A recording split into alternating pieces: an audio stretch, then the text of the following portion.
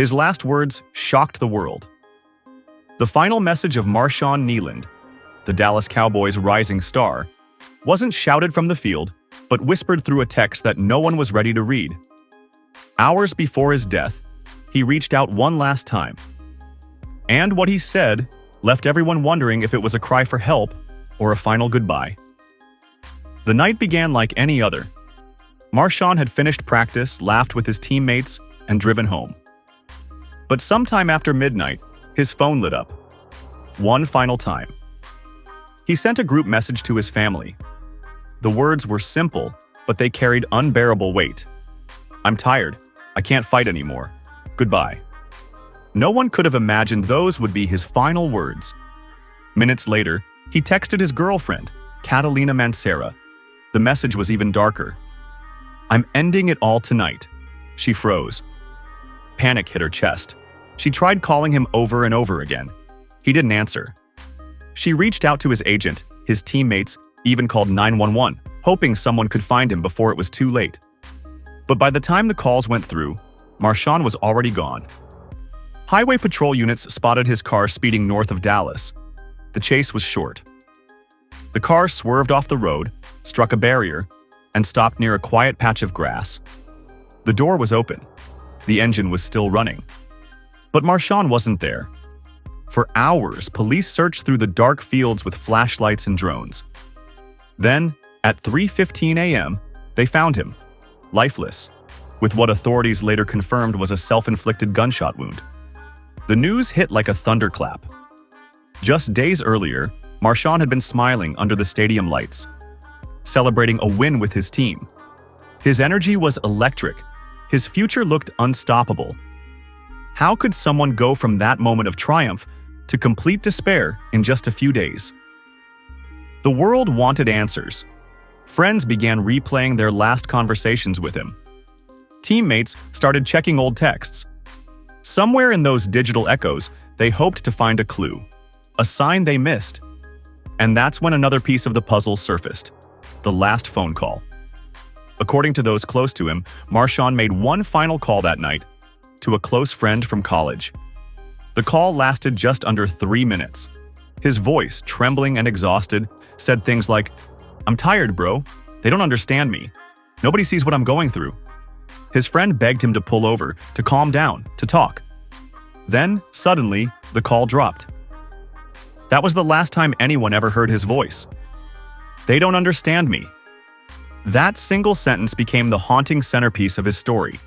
Who was they? His team? His coaches? The world that only saw his strength but never his pain? Behind the fame, the bright lights, and the roaring crowds, Marshawn was breaking quietly, and nobody noticed. For weeks leading up to his death, those close to him said he wasn't himself. He was quieter, distracted, sometimes distant. A teammate remembered him saying once, "If I disappear, tell them I tried." No one thought he meant it literally. They thought it was stress, just a bad day. But now, looking back, those words feel like a tragic warning everyone ignored.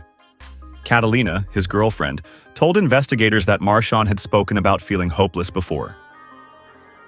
She tried convincing him to seek help, to talk to someone, to take a break from football. He promised he would. But that night, something changed. "He didn't sound like himself," she said later in tears. "He sounded done." She tried calling again and again, but the line stayed silent. The Dallas Cowboys organization released a short statement. "Marshawn Kneeland was a beloved member of our family. Our hearts are with his loved ones during this tragic time." But for fans and fellow athletes, the shock didn't fade. It only deepened. How could someone surrounded by fame, success, and love still feel so alone? Experts say that sometimes people on the edge send what psychologists call dual messages. Outwardly, they sound like goodbyes, but deep down, they're silent cries for help. And Marshawn's message, "I'm tired," might have been just that, a coded plea, a final reach for someone to understand. But by the time anyone realized it, it was too late. Tributes began flooding social media. Teammates wrote posts filled with heartbreak and guilt. One said, "I wish I had called him back."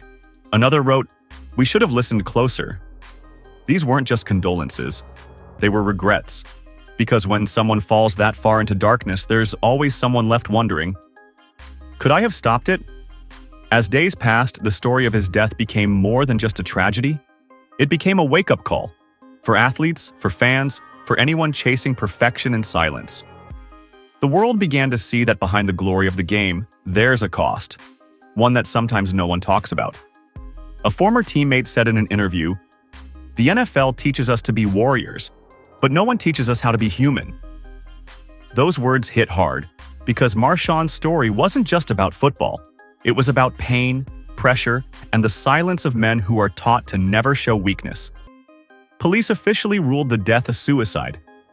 But even now, those who knew him refuse to call it that so simply. Because when they replay that final call, they don't hear someone ready to die. They hear someone begging to be heard. Someone hoping, even in his last moments, that maybe, just maybe, someone would save him. Reports later mentioned that part of the final call was recorded in the police logs.